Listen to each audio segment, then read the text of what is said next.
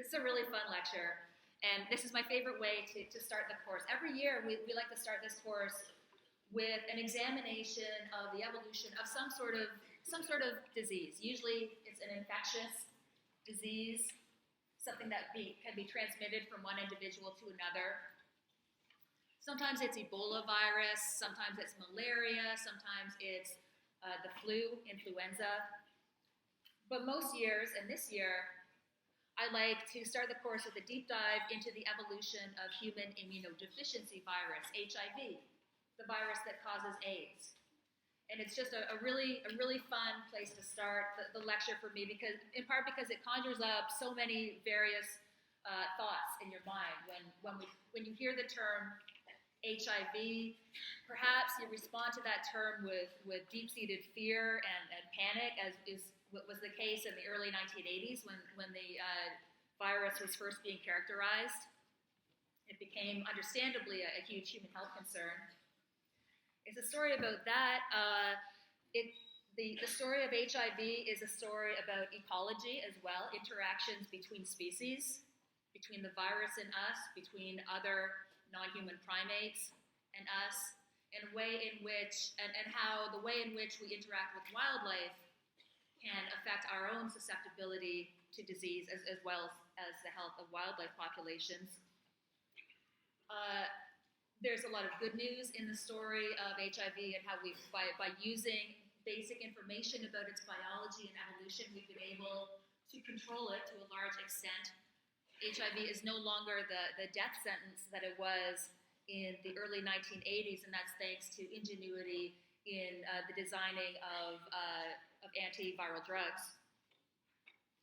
But most of all, the reason that I personally like to start the course by talking about HIV is that you can't ask for a more fascinating case study in evolution. In today's lecture, we're going to introduce themes that we'll continue to look at throughout the course.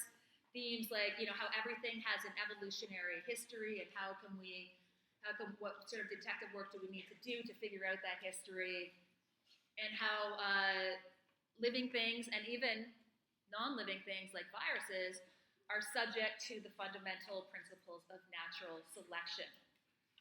And for example, when we prescribe drugs to treat an antiviral infection, what sort of selection pressure are we imposing on the viral population? So all sorts of things to pay attention to in today's lecture, but I just want to stress the point, and you probably have gotten this idea already if you've been to the lecture outcomes.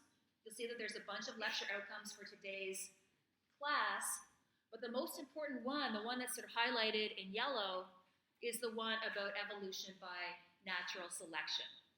So yeah, this is a virus lecture, and if you're really a virus geek, that's great, and you can read the whole of chapter 22 in the textbook and learn everything you ever wanted to know about viruses. But the really important things that I want you to take away from today's lecture are the principles about how natural selection works. And HIV is a great example of that. So this is just to put into context the progression of how serious a threat to human health HIV is.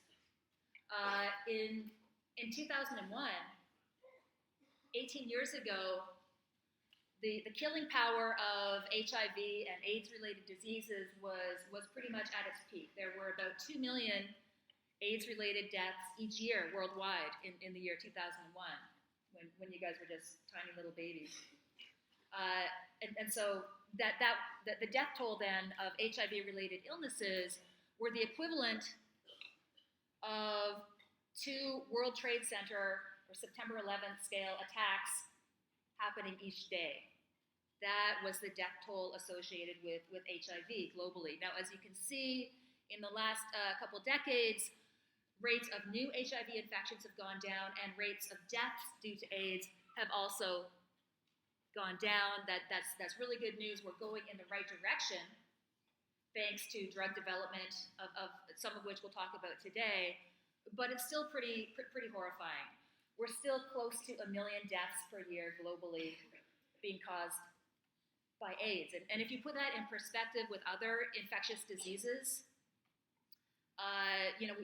we worry a lot, some of us worry a lot about Ebola virus. But the most recent Ebola outbreak, lasting about a year and a half, was responsible for about 11,000 deaths. So much fewer than the 770,000 deaths associated with AIDS each year. Human malaria is, of course, another pressing health concern, particularly in tropical regions. Malaria is a much bigger killer of humans than, say, Ebola virus is. It kills about 430,000 people per year. That means that by the end of this lecture, like 50 minutes from now, approximately 25 children under the age of 5 will have died from malaria during the course of this 50-minute lecture. So malaria is a big human health threat. In terms of infectious diseases, it still doesn't kill as many people as HIV does. These values aren't particularly testable. As I say, this is an evolution lecture, but I do want to sort of set the stage and establish why HIV is still considered to be a huge threat to human health.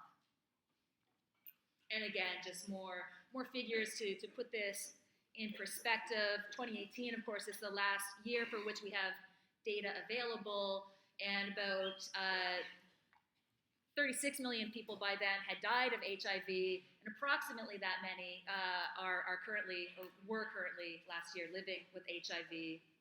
Rates of new infections, and how many people died from AIDS-related illnesses. That's a lot of people. But the likelihood that any of you will become infected with HIV is actually very, very low. Okay? In Canada and in most of the developed world, the rate of HIV infections is about 1%. 1% or less of the adult population, at least here in Canada, is infected with HIV. Now, in parts of Africa, not the whole continent, but in southern sub-Saharan Africa, so southern Africa, parts of eastern Africa, there are some African countries where upwards of 25% of the adult population are currently HIV positive. So it's a disease that has a huge global impact, but it's not proportional globally. Put another way, about half of the people who are currently living with AIDS live in one of just a handful of African countries that collectively comprise 4% of the human population. 4% of the human population, but 50% of all of the cases of HIV. So it's a really it's a health problem that is disproportionately affecting one part of the world. And so one question we can ask is why Africa? What's going on? So here's our first attempt at a clicker question. And again, if you can get yourself to OWL and connect through iClicker through that should work. If not, don't stress. Just look at these options.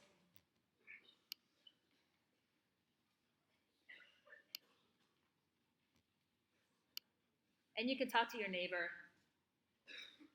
if you want. Here are 4 possible reasons why we might see a disproportionate effect of HIV on the continent of Africa. Okay, responses are starting to come in. Great. It's probably going to be slow. The Wi-Fi speed in the classroom is not great. But I'll just let this run for a few seconds and just take the temperature of the room. Yes? Yeah, you probably just have to wait for it.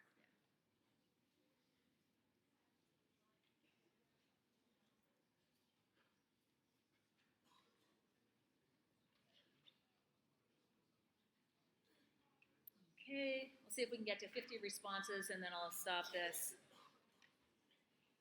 All right.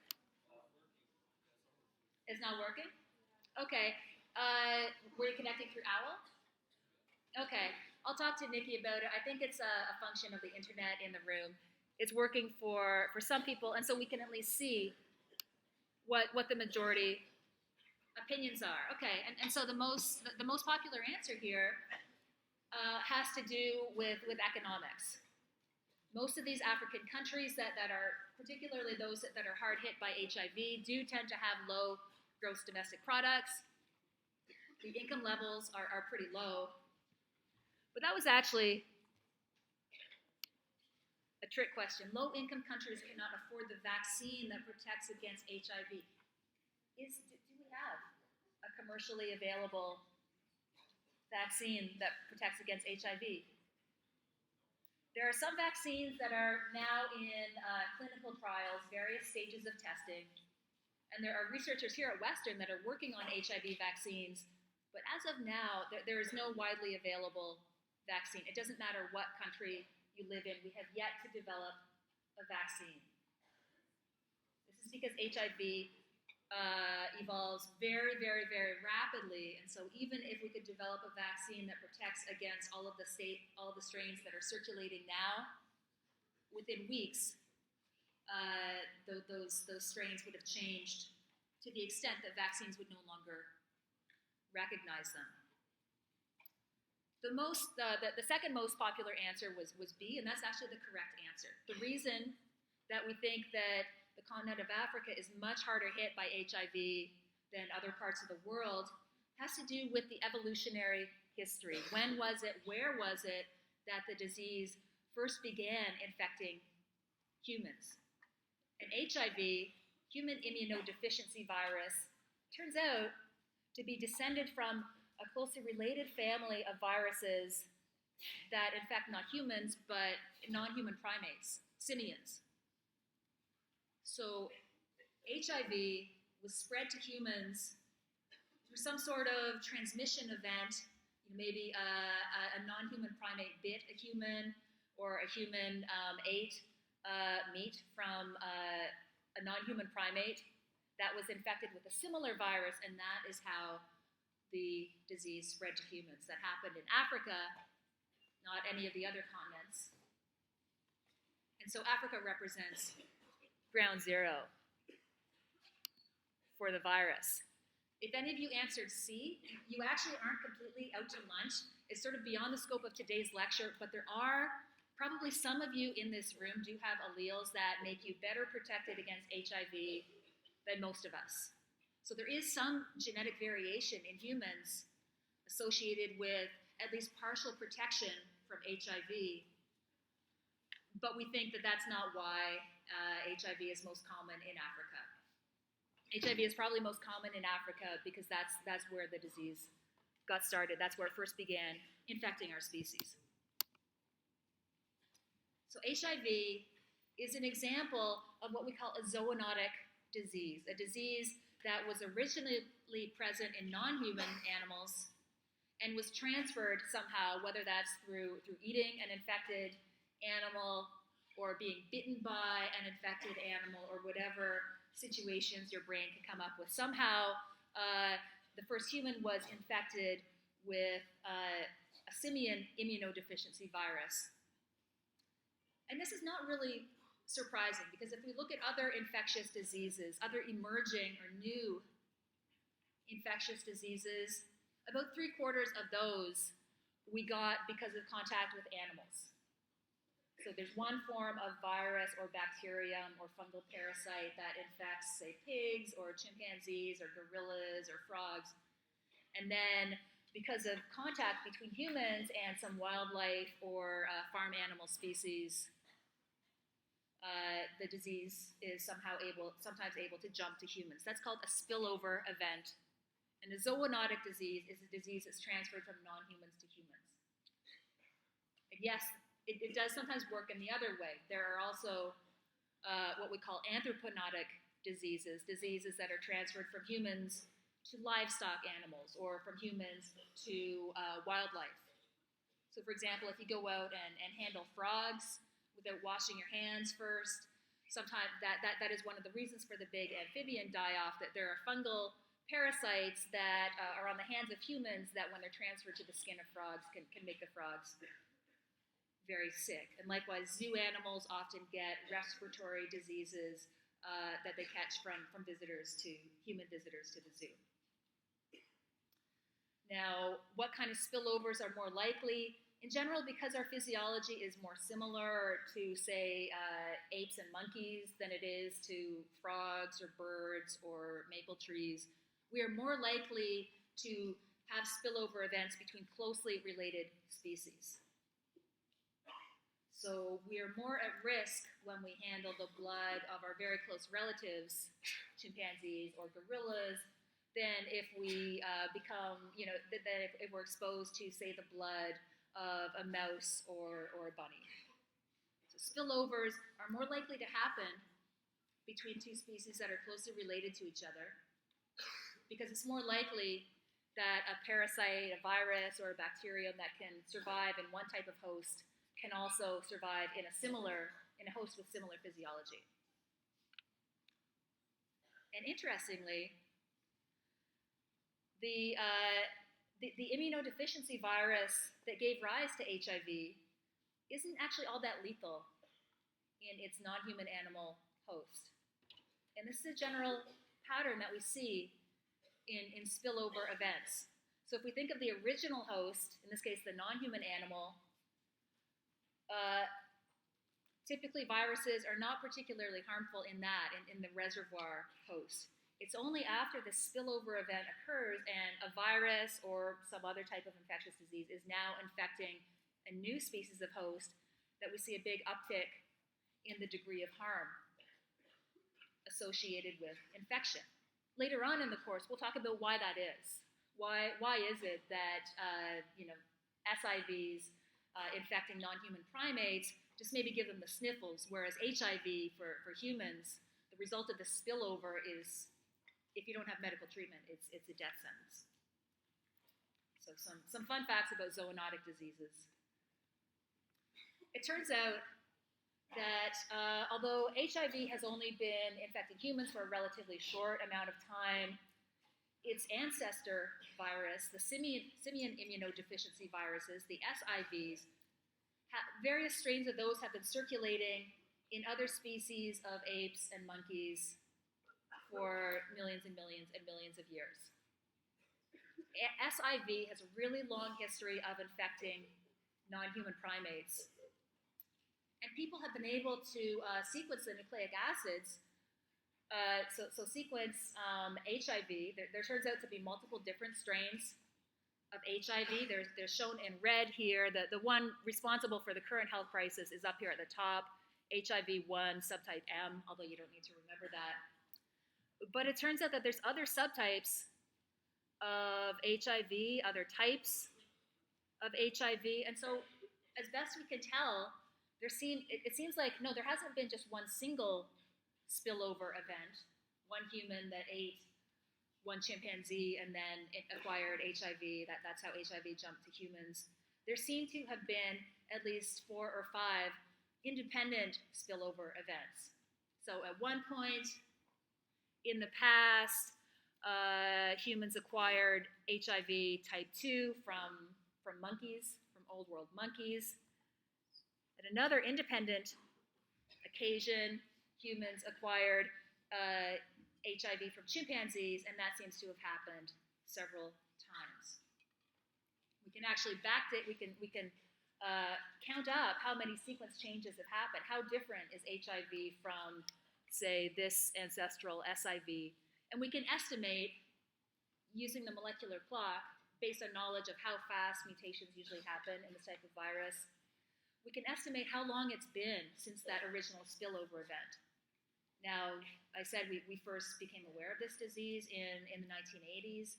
It turns out that this spillover event from chimpanzees actually probably happened about 100 years ago. But for whatever reason, it did not become a big health problem or even become noticed until the 1980s. So there have been multiple spillover events. This is another reason, of course, that it makes it very difficult for us to design a single effective vaccine that will protect against all these strains of HIV. Because this type, HIV subtype 2, is very, very different from this type, and so a vaccine that protects against this is unlikely to protect against this. And of course, this subtype here is itself evolving very, very rapidly. And so so it makes it really difficult to design effective vaccines. You can design a vaccine that works against the strain that we have now, but 2 weeks from now, when that strain has mutated beyond recognition, the vaccine's not going to be helpful.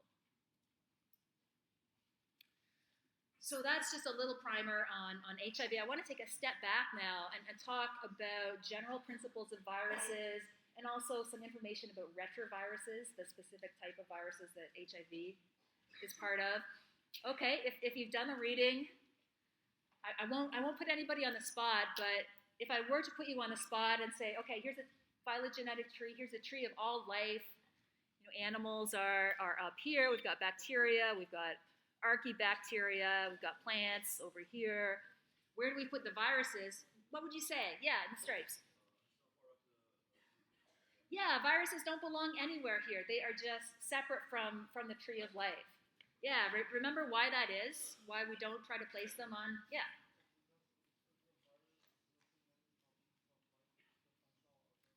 Yes, exactly. Viruses, at least by the definition used in the textbook, viruses are not considered living.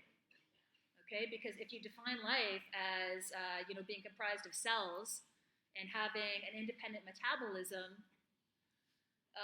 then viruses don't fit the bill. It's sort of a philosophical question, and you can talk to your friends about it. Is that an overly restricted definition of life? If viruses can replicate and if they can respond to natural selection, if viruses have an evolutionary history, maybe we need to rethink our definition of life. But that's above our pay grade in this course. For now, we don't put viruses on the tree of life because they're not technically considered to be alive. There are a lot of people coughing in the room, sort of post O week and in the rain. So we'll just take the temperature with another clicker question. And again, my apologies for those of you that can't get on to the website or to the course site. It looks like it's happening a little bit faster now, though. So maybe you were infected with a virus. Maybe you're not. Maybe you don't know. You haven't made it to student health.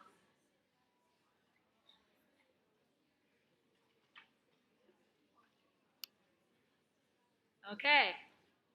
Let's see how healthy this class is compared to Wednesday. Okay. Yeah, 61% are pretty sure they're infected with the virus. A quarter of you are not sure. 1% of you, I don't know what's going on with 1% of you. 10% of you consider yourself to be healthy, to not currently be infected with a virus. Oh, that was another trick question, you guys. Everyone here is infected with a virus. Not the HIV virus, hopefully, not Ebola. It's estimated that between 5 and 10% of your genome is made up of viral DNA. So yeah, you have at least the fossil remains of various viruses. And there's many other living viruses in your cells and in you right now. But most of them are not that harmful, fortunately. Hopefully none of them are as harmful as HIV. But viruses are all around us.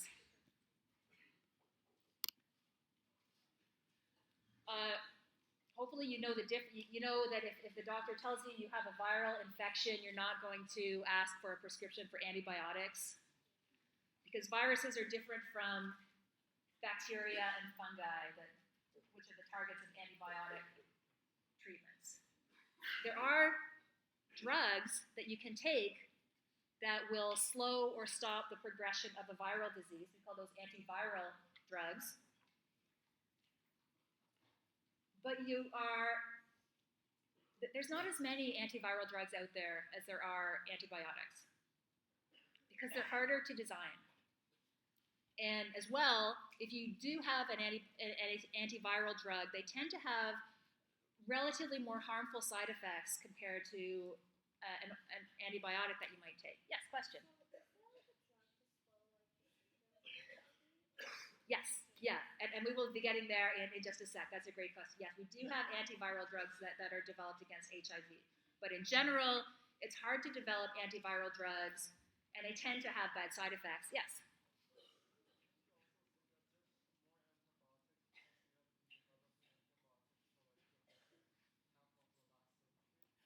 Yeah. So that's true. We have been. There's a longer history of work of drugs that have been developed against antibiotics. I would argue that even if you gave us, 500 years, there would still it would still be more difficult to design antiviral drugs than antibiotic drugs. Does anyone have an idea as to why? What makes it challenging about designing safe and effective antivirals? Yeah. Viruses are always changing. Yeah, they have a high mutation rate, but bacteria are always changing too. Yeah, but that's a good point. Yes.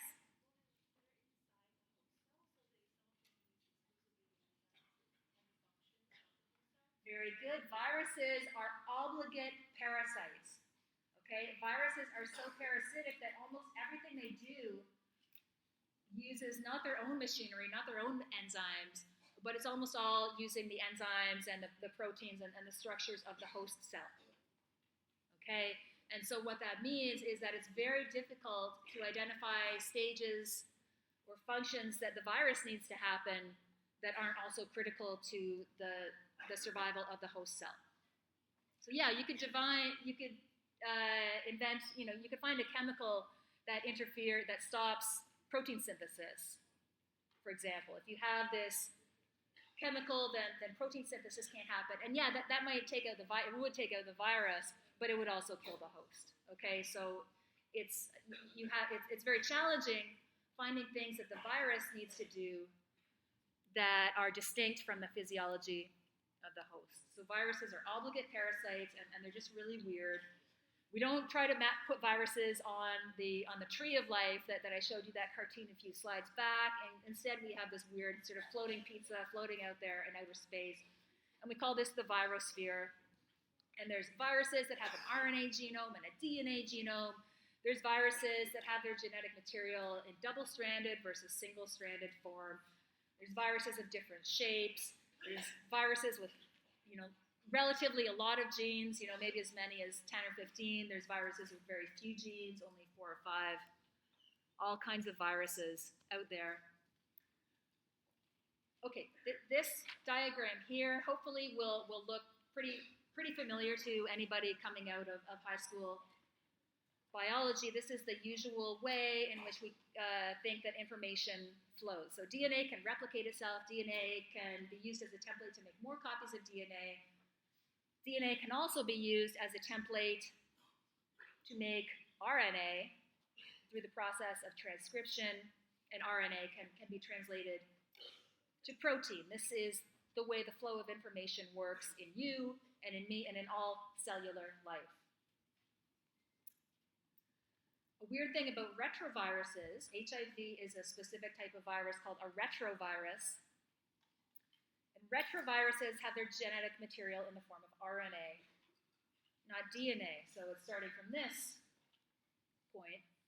But retroviruses work by inserting themselves into your genome, into the genome of the host cell, into the nucleus.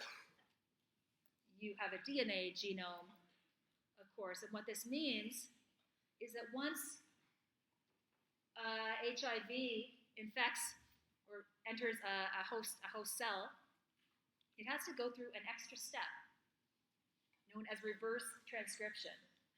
Its own nucleic acids are carried in the form of RNA, but you can't splice RNA into the nucleus of the cell. So HIV needs to go through this extra step known as reverse transcription. Reverse transcription, taking an RNA template and using that to synthesize DNA. Okay, 2 things I want you to know about reverse transcription. First of all, when you make DNA, when your DNA goes through the process of replication, and Nikki will teach you more about this in the weeks to come, you have proofreader enzymes. So mistakes sometimes happen, mutations sometimes occur during, say, DNA replication, but they're pretty rare. Your proofreading enzymes keep the mutation rate at a pretty low level. There's not too many mistakes if you have proofreading enzymes. Reverse transcription does not have proofreading enzymes. And so reverse transcription is associated with having a really, really, really screaming high mutation rate. HIV has, I believe, the highest mutation rate of any organism, any virus, any bacteria, any form of cellular life. HIV's mutation rate is the highest of it all because it has an RNA genome and because reverse transcription is just a really error-prone process. You might think that's good news. You might think, oh, okay, so it'll make all these harmful mutations and it's just going to be, a hot mess bumbling around in our cells. It ought to make it really easy for us to overpower through our immune systems or through drugs. As you'll see, though, it actually is part of the key to its success. Part of the reason why it can evolve so rapidly and evolve resistance to the drugs that we use to target it or vaccines we might try to prevent it with has to do with this high mutation rate. So a lot of errors in reverse transcription. The other thing, which is good news to us, is that reverse transcription is a great example of something that the virus needs to do. It can't replicate unless it goes through reverse transcription. But we don't care. Our cells do not need reverse transcription enabled to function.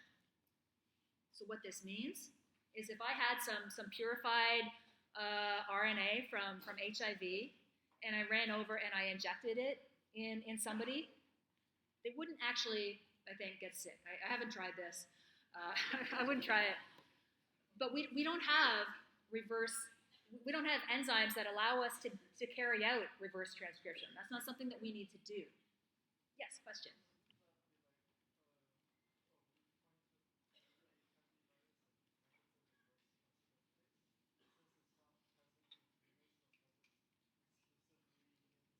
Yeah, so that's exactly. So that's a great target. So if we want to design drugs that prevent or slow the spread of HIV, thank you. That's a good place to start. Okay, if we can stop reverse transcription from happening, then we should be off to the races. So this is just a review from your reading. I won't go over it at great length. HIV is called human immunodeficiency virus because its target host cells that it uses are your immune cells. So a subset of your white blood cells circulating in your bloodstream. And so this just shows the life cycle of HIV when it's just floating around in the bloodstream or in bodily fluids before it has found a host cell, an immune cell to enter. And it's just a viral particle, we call it a virion. So the virion floats around in the bloodstream until it finds a suitable white blood cell that it can use as a host. And at this point, the virion just fuses its viral coat with the membrane of the host cell. And the viral RNA enters the cell as well as a few of the virus's enzymes, including reverse transcriptase. HIV doesn't have too many enzymes of its own. It only has about 7, I think. But it does have the enzyme needed to make DNA out of RNA. So in the cytoplasm of your cell, of the host cell, the reverse transcriptase enzyme uses the viral RNA as a template and it makes viral DNA. And it does it again so that the DNA is double-stranded. At that point, another enzyme, again carried around in the virion, this is an enzyme that the virus has called integrase. This is another thing that the virus needs to do that we don't need to do. Integrase will take that viral DNA, carry it through the nucleus, carry it into the nucleus of the cell and splice it or insert it into the DNA, into the chromosomes of the host. So reverse transcriptase is one of the viral enzymes. Integrase is another. And then once the virus is in your chromosomes, then it can get your cellular machinery to do all the work. Okay, so transcription happens using the host machinery. Translation of RNA to proteins, viral proteins, happens using the host machinery, using those ribosomes. And then new viral particles form. There could be thousands and thousands and thousands of new viral particles forming within a single immune cell, and then they bud off leave the host cell and re-enter the bloodstream and go searching for new host cells to infect. Eventually, in the human, the immune system would collapse and the host would die. So, we want to target steps that are unique or specific to the virus. So for a retrovirus, if we want to devise drugs that help us to treat retroviruses like HIV, a great place to start is this reverse transcription step. We don't need to do it, but HIV needs it to happen. So we should have it handled. And the first HIV drug that was developed was a drug called AZT. Now you've heard of the nucleosides, adenine and guanidine and thymidine and cytosine, whatever they are. AZT is almost like one of the thymidine molecules that's present in all the cells. It's called a thymidine analog. It's almost shaped like thymidine, but whereas thymidine, what's normally in your cells has a hydroxyl group sticking off one end, AZT has an azide group instead. It's pretty similar, but it's not quite the same.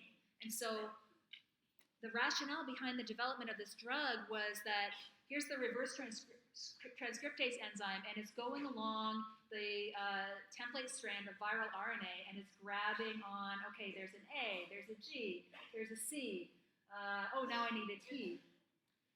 Instead of grabbing a regular thymidine, it grabs onto one of these AZT molecules. It will grab it and stick it on to the chain of DNA that it's synthesizing, because AZT is almost the same as thymidine, but it's not quite the same as thymidine. So that little azide group will prevent reverse transcriptase from tacking on the next nucleoside in the chain. Okay, so this is the theory that the reverse transcriptase will, if AZT is present, then sometimes reverse transcriptase will grab that instead of thymidine, and then the synthesis of DNA should stop. So we should block reverse transcriptase. And in the first clinical trials, that is exactly what happened, at least for a while. And so AZT at first was very, very effective in slowing the spread of HIV infections for a while. Within a few months, people were, however, requiring higher and higher and higher doses of AZT just to suppress the replication of the viruses. So within less than a year of beginning treatment with AZT, the drug became much less effective. Why is that? Well, they looked at the reverse transcriptase molecules in people that were responding versus people that were no longer responding to AZT treatment. And they found that in people that had been on AZT treatment for a while, most of the reverse transcriptase molecules had a slightly different shape of their active site, what you can think of as the grabber, the thing, the part of the molecule that the nucleoside, the T or the AZT binds to. And so resistant forms had emerged that were no longer fooled, essentially, by AZT, or they could not pick up AZT, they would just pick up only the regular T nucleosides. So these resistant forms of reverse transcriptase could continue reverse transcription even if AZT was present. This is a little cartoon of how we think this process goes. So starting on early in infection, the color code here is that the orange virions, viral particles, are susceptible to AZT, and the blue virions are resistant to AZT. Even if you start with a viral population that is susceptible, mistakes happen. Okay, there are mutations happening. Reverse transcription is very error-prone. HIV has a high mutation rate. And so every now and then, a virion that is susceptible to AZT will undergo a mutation that makes it or its offspring more resistant to AZT. And so after a while, you've got a whole range. Some virions in a person might be susceptible, some virions might be kind of resistant, some virions might be very resistant. If we then diagnose the infection and begin treating the person with AZT, then what we're doing is preventing all of the susceptible forms from replicating. The only forms that can replicate then are the ones that are resistant. And so over time, we can shift from a population that is mostly susceptible to AZT to a population that is mostly or entirely resistant to AZT. So this is one of the most important take-home notes of this lecture, that this process happens, and we should have seen it coming. The viral population is always mutating, not because we treat it with AZT, but just because reverse transcription is kind of a mess. It makes a lot of mistakes. It's error-prone. Mutations are always happening, and retroviruses make a lot of mutations. Some of these mutations will affect the degree to which the virion is resistant to AZT. Now, some of them might make it less resistant, but some small proportion of them will make it more resistant. And if there are millions or billions of viral particles replicating inside a person, and replicating very, very rapidly, then it can be really, really quick. It can be a very short period of time, on the order of months, maybe, or even weeks, before a resistant variety emerges. AZT resistance, most of the time, is transmitted from the mother virion to the daughter virion, so it's heritable. Not all of the virions are going to be able to reproduce, especially if we are treating the patient with AZT. Some of them are going to be completely stalled by that. So there's variation, not just in AZT resistance, but in how many offspring any virion is able to have. Do they replicate themselves or not? Are they very successful or not at all successful? And if AZT is present, then the AZT-resistant forms have a big advantage. They're more likely to reproduce, to replicate themselves than the AZT-susceptible forms. And because all of those things are true, then it is completely predictable the population of the virus changes over time. It becomes more and more and more resistant. It takes a higher and a higher and a higher dose of AZT to achieve the same effect, until eventually AZT is not effective at all. This is the most important chain of events in today's lecture. So I'm going to go over it again. Mutations generate genetic variation. This variation is heritable. It is passed from parents to offspring.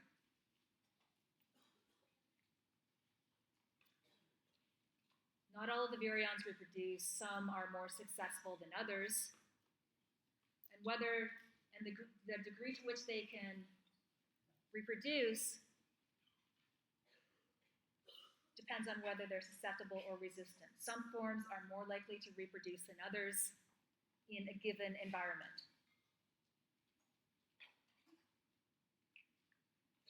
And because all of those things are true, the population changes over time.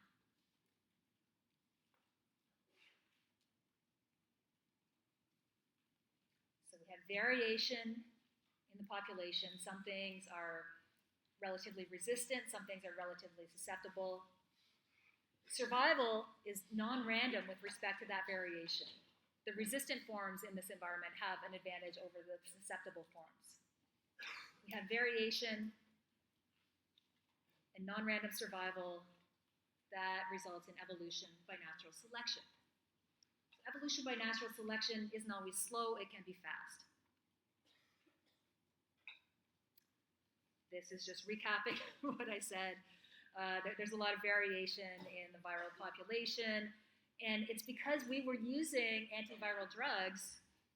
The way in which we were treating the virus means that we were giving an advantage. We were selecting for the drug-resistant varieties. And so, yeah, why did drug-resistant varieties increase in frequency? Because of the way in which we treat the disease.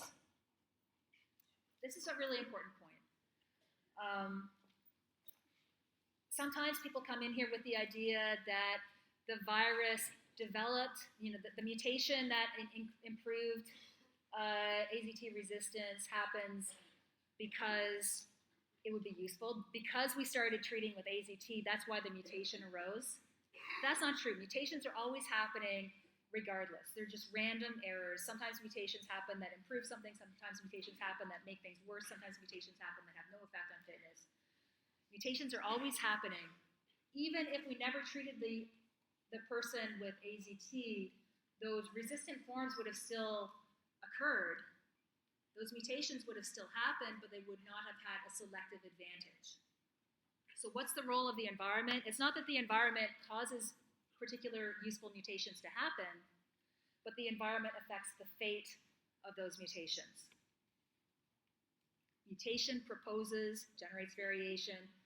Selection disposes, selection influences which variants increase or decrease in frequency. Two stages, two distinct stages. Okay, click question.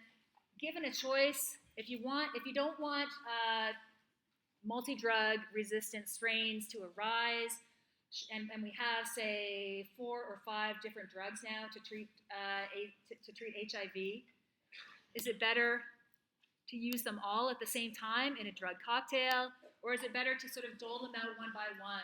We'll treat patient A with drug 1 until that stops working, then we'll move on to drug 2, then we'll move on to drug 3 on sort of an as-needed basis. Okay, I didn't give you guys very long, but people sort of intuitively it seems like we should be using only bringing drugs into play as we need them. In fact, current wisdom, current best practice is to use drug cocktails.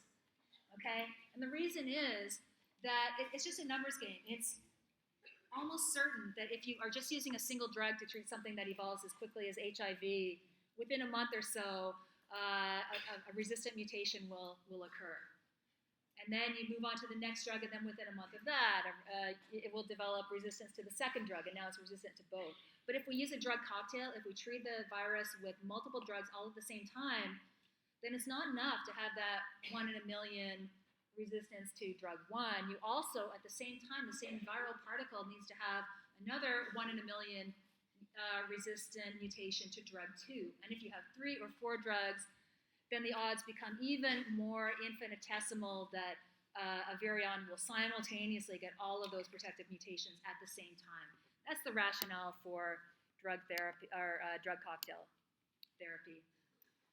As I said, this is honestly not a virus lecture. This is an evolution lecture, but I'd like to use HIV to illustrate some points. Evolution doesn't have to be at glacial speeds that we can only see in the fossil record over billions of years. Sometimes it can happen over scales of months or weeks or even days. If you buy the idea that viruses are not alive, then I will say that evolution affects even non-living things like viruses. And all of these ideas that we've been introducing in today's lecture, the importance of mutation and genetic variation, how natural selection works, how everything has an evolutionary history, and how we as humans are, like it or not, becoming probably the dominant evolutionary force on the planet. All of these are ideas that we will keep coming back to throughout this course, throughout 1002B, so it's going to be a wild ride. Have a great weekend, and I'll see you on Tuesday. Thanks.